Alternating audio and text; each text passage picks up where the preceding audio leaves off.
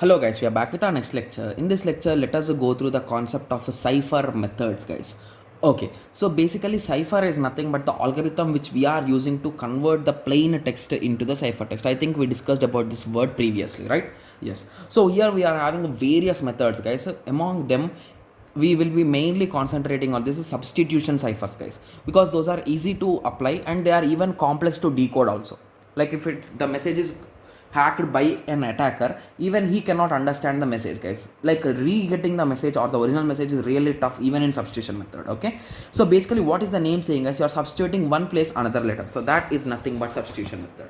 So it is the one in which the letter of the plain text are replaced by other letter or by number or by symbol.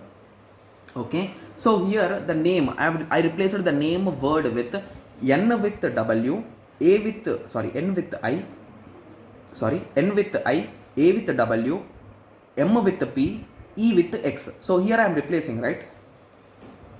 Yes, so this is nothing but substitution cipher, guys. So similarly the plain text you can write for a to z, you can give one letter for one, guys. Okay, so assume that you want to write a Raju in terms of abcd, so you will be sending abcd, you want to send abcd but you are sending it as a name raju, right? Yes, so in that way it will be working, guys. Okay, so we'll be taking some types also in this, guys, so don't worry, you'll be getting some real-time examples also. Okay, yes, so the first type is nothing but mono alphabetic substitution cipher. So from the name only you can say again, mono means one alphabet substitution cipher. So here you will be substituting one alphabet for other alphabet, only one. That is the main thing. So basically if in a message there is a like 10 times, so in all a position you will be replacing with r only. You will not, once you will be replaced with j, once you will replace with r, once you will be sending a, no, you will be sending only one letter for one to one mapping will be done here. So that's what it is written here, guys. A single cipher alphabet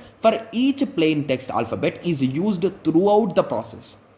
That might be a letter, symbol, number or anything, but it is one to one. So basically if I send e at any moment of time, that e should give the number 1, whereas if I send r, if I give the number 2, anywhere it is there, it should send 2 in that way.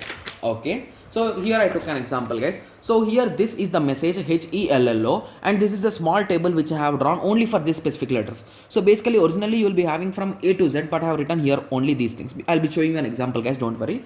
So basically this hello has converted into ABCCD because LL, for L we gave C only. It can be only a single letter because it is mono alphabetic, right? Yes, so always L is replaced by C. That is nothing but one to one. Okay, so I'll be showing you an image.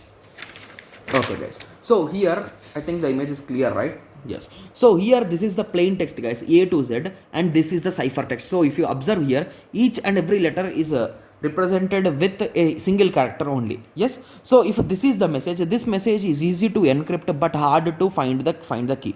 So assume this you are reading, guys. So can you understand anything, guys? Even a single word, the keyword also you cannot understand, right? Yes, so that much tough it will be, guys. Okay, yes, so I hope everyone got some basic idea about this mono alphabetic cipher, right? Yes, okay, so let us continue with the polyalphabetic cipher. So polyalphabetic cipher are improved form of a monoalphabetic cipher. So poly means a multiple or two, right? Yes, so each occurrence of a character may have a different substitution. So you can substitute for L once C, once E. Now previously only I told it is not possible for that to identify from the cipher text. For this it will be impossible, right, guys? It could be anything. There will be repetitions also, there could be tons of combinations, right? So that is the reason why it is hugely tough, guys. Okay, we can use many symbols, that is nothing but one to many. Okay, so if we take, that's the example, guys. Okay, so I hope everyone got some basic idea about the cipher methods, and in that we discussed about substitution. Inside substitution we discussed about monoalphabetic